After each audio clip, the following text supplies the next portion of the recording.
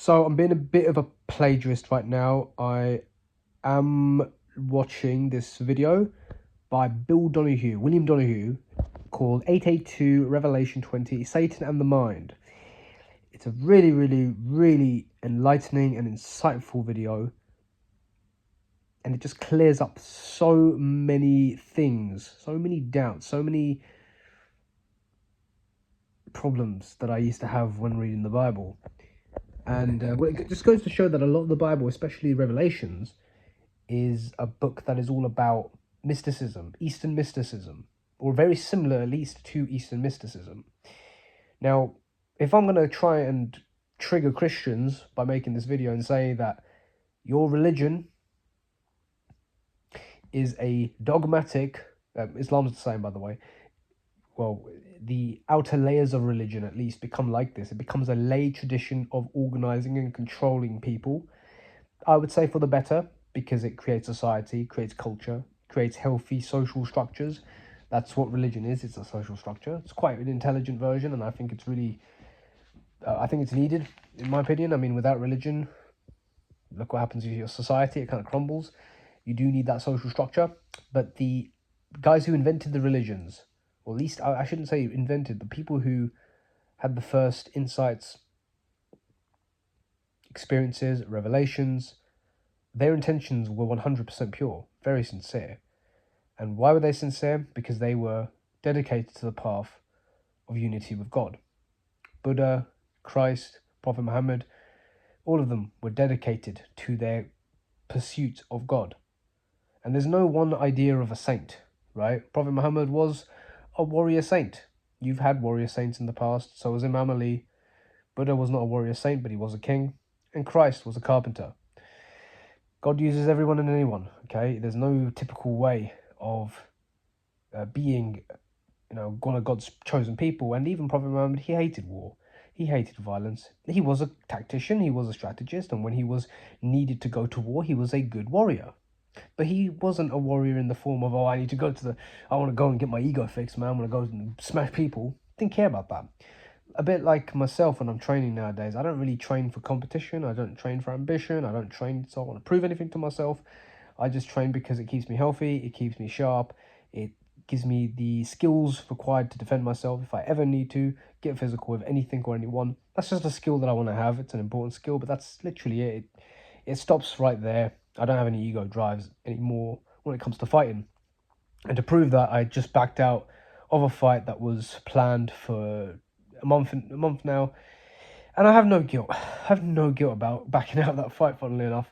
I thought I would, but I don't. I've got no guilt because the only reason of me taking that fight, I've already had an interclub. So I've got the feel of what a fight is, and it's like, okay, cool. It's not a big deal. It's not anything that I'm going to lose sleep over, doing or not doing. I really won't, and I'd rather not do it because the preparation and the experience and the sheer stress that I have to go through to get ready for that is just not worth what I'm going to be doing. It really isn't.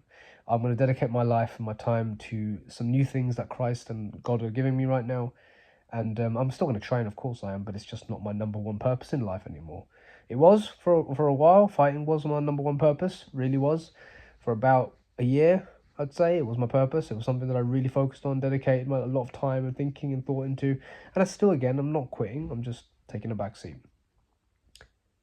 This is largely also derived from the video that I made the other day, which is called what do you do after enlightenment, or what do you do after meditation?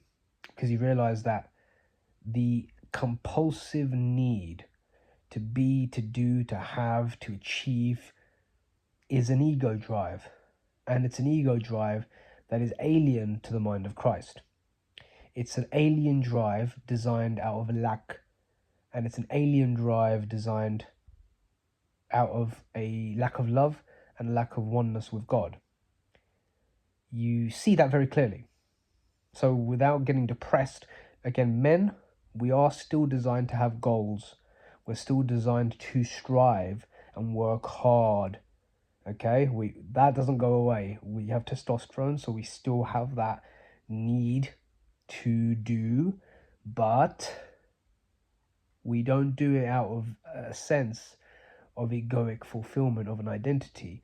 I was pursuing fighting for a long time because I wanted to prove to myself that I'm a warrior, that I'm a fighter, that I'm this, that I'm that. And you burn through it. You burn through the desire. The desire eventually gets burned through as you meditate and you engage. Because if I wasn't meditating, I would have continued this fight. I would have done it. Even though everything in the universe was telling me not to do it, I still would have done it. I would have continued to, because I would not have backed out. My ego is too big, or was too big, or is too big, that it would have been like, no, no, no, I started this, I'm finishing it now, man. I'm gonna do this. That's what my ego was telling me, because it wanted to be a fighter. It wanted to be a warrior. It wanted to prove to itself that that's its identity. And that just died. It just died. It just literally, like that, as I was meditating, just very simple meditation technique, 10 minutes in the morning, 10 minutes in the afternoon, and then throughout the day, just remaining with that stillness, remaining with that presence, remaining with that observation, and being patient and observing as opposed to identifying yourself with the impulses and the drives and all this. Nothing crazy, and I'm not an enlightened master or anything. That's a cringe. I'm just someone who's observing my own drives, and I realized, yeah, that's a complete egoic drive, false ambition, designed to prove something to yourself. And I don't need to do it anymore, especially, alhamdulillah, after that interclub I did.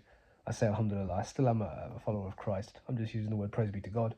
Praise be to God that I did the interclub earlier this year, and that really kind of dealt with that ego drive a little bit and gave me a bit of stability in myself. That, okay, it was a really, really fun experience. Really fun. Interclub was a great, great experience. Totally love that. But I just don't have a need to fight. I just don't, that drive isn't there anymore. It's just gone. So I'm waiting for the new impulse to arise and to let me know what to do. It will be very much related to life and living. But my life and my living is not done out of a need or desire, not even desire, not done out of a need to achieve anymore. It's more done because of joy, right? It's I do things out of joy, and I do things because they're not fun, but they're in and of themselves they're fulfilling. In and of themselves they're quite enjoyable to take part in. So now I can train, but it's quite enjoyable to just train and push myself through that session, and then when I've done, I can feel proud of myself. I'm not really doing it anymore and the humbleness. I love being humble. I say I love being humble. I love being humble. It sounds a bit weird, but I do love being humbled, because sometimes I start thinking I'm the dog's bollocks, pardon my French. And when I go to the training session, when you're clinching with a guy and he's just effortlessly bringing your neck down and kneeing you in the face, or at least pretending to knee you in the face, it puts things into perspective. You're like, okay, I ain't invincible. I'm not invincible. I'm not the dog's bollocks. And then when you do it to somebody else, of course, you also realize that you can do it to people as well. So you get humbled. And I like the humbleness that you learn from these kinds of places.